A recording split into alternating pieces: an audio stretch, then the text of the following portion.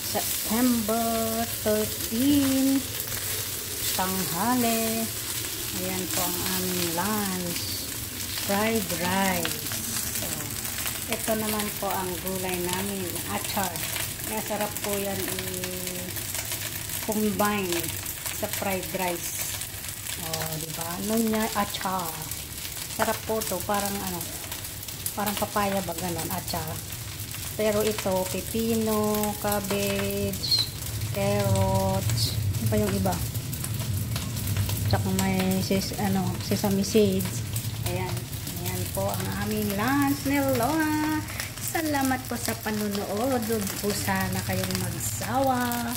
Ito po si Chubby Chick. So, yun o. Daming sahog no. Dami pa kasi yung egg dyan eh. Ilang araw din akong hindi nag-ulam ng itlog. Ayan. Ayan pa oh. Isang tray. Diba? Yan. Ang aming lunch. Fried rice with achar. Okay. Thank you for watching. Bye-bye. See you on my next upload. Thank you. Ito na po yung achar. Bubuksan natin at ilalagay natin sa Nunya achar. Ito ang favorite din ni Lola na isa.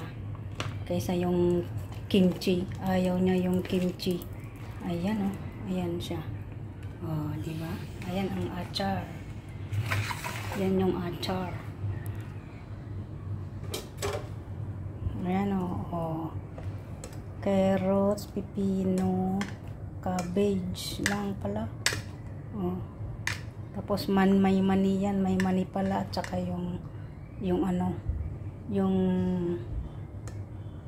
sesame seeds. Thank you for watching. Bye bye. Sarap. Matamis na tama ang timplang. Sarap.